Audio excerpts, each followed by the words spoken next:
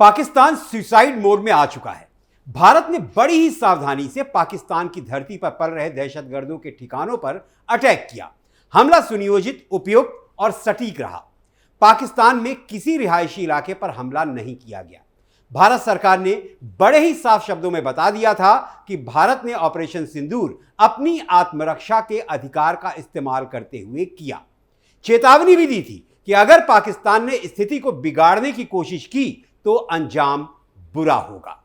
नमस्कार, मैं हूं दीप सिंह परिहार और आप देख रहे हैं कैपिटल टीवी पर आपका अपना पसंदीदा शो एक्स-रे। पाकिस्तान को सिर्फ भारत ने ही नहीं, अमेरिका ने भी साफ शब्दों में समझाया था कि दहशतगर्दों के ठिकानों पर हमले पर वो भारत के खिलाफ सैन्य कार्रवाई न करे। लेकिन पाकिस्तान को बात समझ में नहीं आई। पाकिस्तान ने सिर्फ जम्मू कश्मीर सीमा पर सीज फायर के उल्लंघन नहीं किया, बल्कि पाकिस्तान ने एक और हिमाकत करने की कोशिश की। पाकिस्तान ने भारत के करीब 15 शहरों को निशाना बनाने की कोशिश की। वो बात और है कि भारतीय फौज ने पाकिस्तान की कोशिशों को नाकाम कर दिया। भारत के रक्षा मंत्रालय ने 8 मई को दोपहर 2:30 बजे एक प्रेस रिलीज जारी की। वो प्रेस रिलीज आप अपनी स्क्रीन पर देख सकते हैं। रक्षा मंत्रालय ने बताया कि भारत सरकार ने पहले ही बता दिया था कि 7 मई 2025 को ऑपरेशन सिंदूर पर केंद्रित, मापा हुआ और गैर उग्रवादी था। खासतौर पर यह भी बताया गया कि किसी भी पाकिस्तानी आर्मी बेस को टारगेट नहीं किया गया और यह भी बहुत साफ शब्दों में बता दिया गया था कि अगर भारत में सैन्य ठिकानों पर किसी भी प्रकार का हमला किया गया तो परिणाम भयावह होंगे। लेकिन पाकिस्तान की शहबाज शरीफ की सरकार को बात समझ में नहीं आई। पाकिस्तान ने 7 और 8 मई की दरमियानी रात को ड्रोन और मिसाइलों से हमला करने की कोशिश की। पाकिस्तान ने भारत के करीब 15 शहरों पर हमले का प्रयास किया। यह है वो शहर: अवंतीपुरा, श्रीनगर, जम्मू, पठानकोट, अमृतसर, कपूरथला, जालंधर, लुधियाना, आदमपुर, बठिंडा, चंडीगढ़, नल, फलौदी, उत्तरलाई और भुज। इन शहरों के साथ साथ उत्तरी और पश्चिमी भारत में भी कई सैन्य ठिकानों पर हमला करने की पाकिस्तान ने कोशिश की। चीन से भीख में लिए गए कुछ हथियारों के दम पर दिवालिया हो चुके पाकिस्तान ने यह प्रयास किया, जिसे भारतीय फौज ने नाकाम कर दिया। इन हमलों को integrated counter US grid and air defence system S-400 द्वारा बेअसर कर दिया गया। भारत ने पहली बार एयर डिफेंस सिस्टम S-400 का इस्तेमाल किया। भारत पहले ही अपनी सीमाओं पर रूस से मंगवाए गए अत्याधुनिक S-400 एयर डिफेंस सिस्टम को तैनात कर चुका था। जैसे ही पाकिस्तान की ओर से हमला हुआ, S-400 सिस्टम को तुरंत एक्टिव किया गया और उसी के जरिए दुश्मन की मिसाइलों को बीच रास्ते में ही ध्वस्त कर दिया गया। भारत ने इस सिस्टम को सुदर्शन नाम दिया है, जो भगवान कृष्ण के दिव्य चक्र से प्रेरित है। S-400 द्वारा भारत की जवाबी कार्रवाई में पाकिस्तान के 6 से ज्यादा शहरों में मलबे के ढेर की तस्वीरें सामने आ रही हैं। एक तरफ भारत में IPL का मैच खेला जा रहा है, तो दूसरी तरफ पाकिस्तान के रावलपिंडी में जिस स्टेडियम में PSL का मैच खेला जाना था, वो मिट्टी में मिल गया। इसके अलावा भारत के जवाबी हमले में पाकिस्तान के रावलपिंडी में मौजूद आर्मी बेस तबाह हो गया है। रक्षा मंत्रालय के मुताबिक भारतीय सेना ने गुरुवार सुबह पाकिस्तान में कई शहरों पर एयर डिफेंस रडार और सिस्टम को निशाना बनाया और लाहौर में तैनात चीन से लिया गया HQ-9 एयर डिफेंस सिस्टम को नेस्तनाबूद कर दिया। HQ-9 एक चीनी सिस्टम है जो जमीन से हवा में मार करता है, जिसे पाकिस्तान ने 2021 में अपनी सेना में शामिल किया था। चीन का दावा है कि इसकी रेंज 125 से 200 किलोमीटर है और यह एक साथ 100 लक्ष्यों को ट्रैक कर सकता है। पाकिस्तान तो अपने इस सिस्टम के दम पर उड़ रहा था और इसे भारत के S-400 के मुकाबले का बता रहा था, लेकिन तकनीकी स्तर पर HQ-9 कहीं नहीं टिकता। इसकी मिसाल पाकिस्तान ने भी देख ली और चीन ने भी देख ली। भारतीय सेना ने इजराइल से मिले हार्पी ड्रोन का इस्तेमाल करके he made in China HQ-9 को मिट्टी में मिला दिया।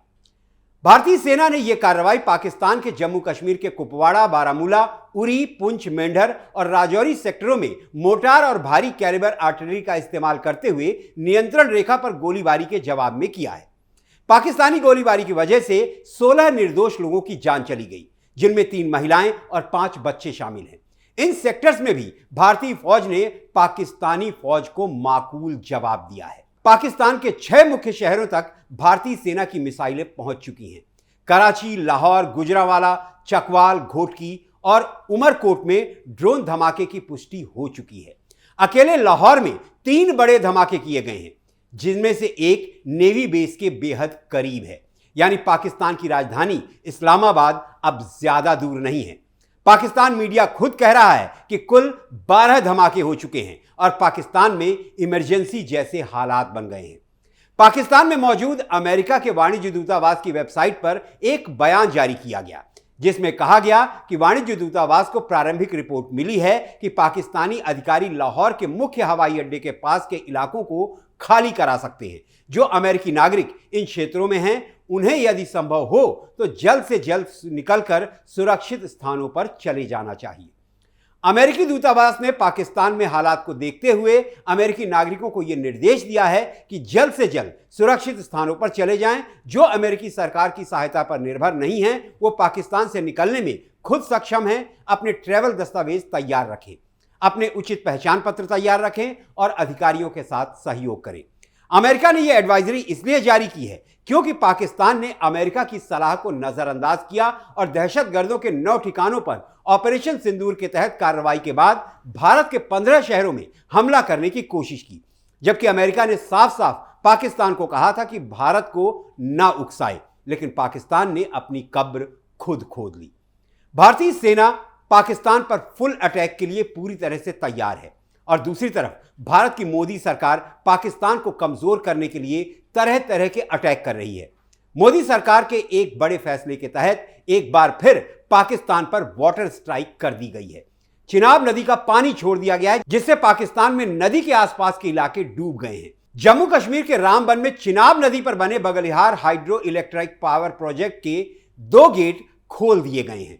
भारत सरकार की इस कार्रवाई ने पाकिस्तान में बाढ़ जैसी स्थिति पैदा कर दी है।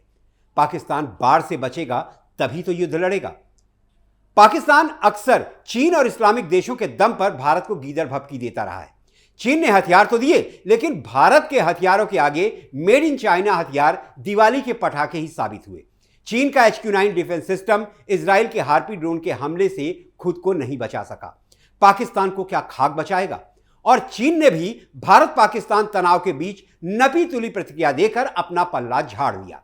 पाकिस्तान को इस्लामिक देशों पर बड़ा भरोसा था, वहां से भी पाकिस्तान को ठेंगा दिखा दिया गया।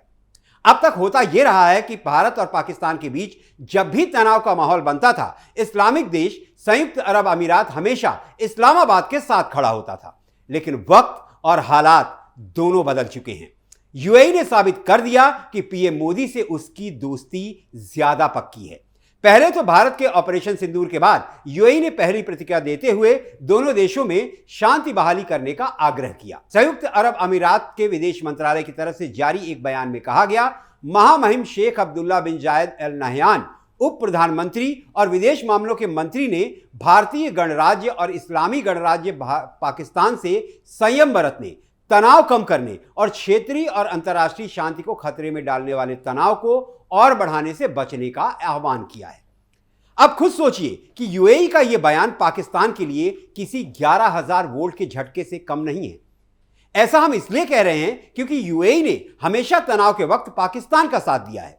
भारत पर प्रेशर बनाने के लिए यह इस्लामिक देश पाकिस्तान के लिए एक टूल की तरह काम करता था, लेकिन भारत का रुख देखते हुए यूएई ने अपने रुख में बदलाव किया। यूएई ने न्यूट्रल रुख अपनाया है। संयुक्त अरब अमीरात ने कहा है कि महामहिम ने सैन्य संघर्ष को रोकने, दक्षिण एशिया में स्थिरता को मजबूत करने और आगे क्षेत्रीय तनाव से बचने के लिए बातचीत और आपसी समझ के लिए आवाज उठाने वालों की आवाजों पर ध्यान देने के महत्व पर जोर दिया है। बेचारा पाकिस्तान ना जाने अब क्या करेगा। बेगुनाह नागरिकों की हत्या करने वाले पाकिस्तान पर प्रधानमंत्री नरेंद्र मोदी रहम करने के मूड में बिल्कुल नहीं दिख रहे हैं। पीएम मोदी ने तो अब इंडियन नेवी को भी ऑपरेशनल फ्रीडम दे दिया है, यानी पाकिस्तान का विश्व के नक्शे से नामो निशान मिटना तय हो गया है। पाकिस्तान पर भारत की सैन्य कार्रवाई पर आपका विचार और राय क्या है? कमेंट करके अपना विचार और राय साझा कीजिए और यह भी कमेंट करके बताइए कि आपको हमारी ये एक्स रिपोर्ट कैसी लगी। अच्छी लगी तो लाइक कीजिए, अपने दोस्तों और परिवार के साथ शेयर कीजिए, क्योंकि आपका सहयोग ही हमारा हौसला है। तो कैपिटल टीवी को सब्सक्राइब कीजिए और मुझे आज के लिए इजाजत दीजिए। अगली एक्स रिपोर्ट के साथ आपसे फिर मुलाकात होगी। तब तक आप अपना ख्याल रखें, स्वस्थ रहें, सुरक्षित रहें। जय हिंद, जय भारत।